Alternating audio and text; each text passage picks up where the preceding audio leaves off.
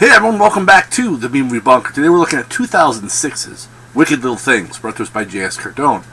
What we have is a story of now a single mother after her husband has passed away, takes her two young daughters and moves up into the mountains to an old coal mining town where her husband's family home was that she didn't know about, and she's moved up there because she has nothing else she can do.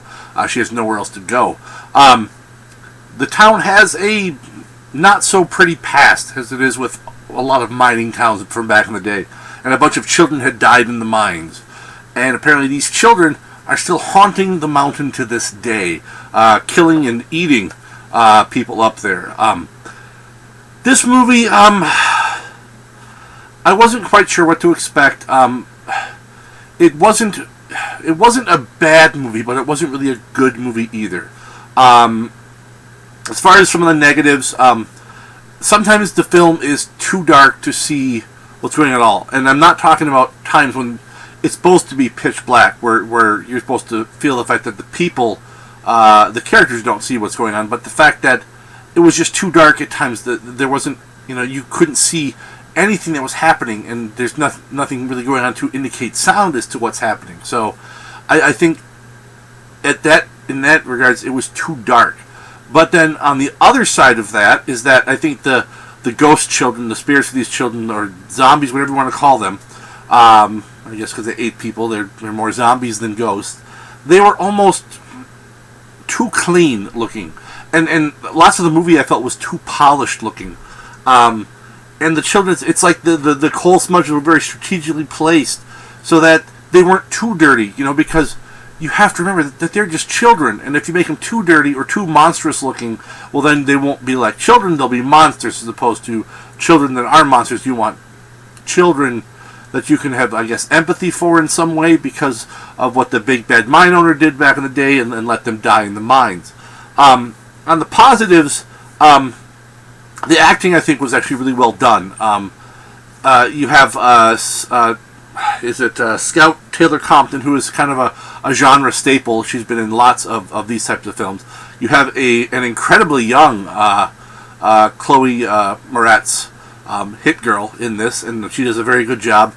Even she's probably 2006. She's probably like 8 or 9 years old when she made this, and I think she did a really good job.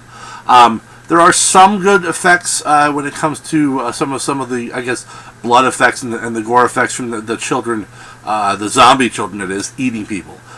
So it's got its ups, it's got its downs. It's also got downs in that this a cliche that I feel is used too often is the young child is befriended by a ghost, in this case zombie, whatever.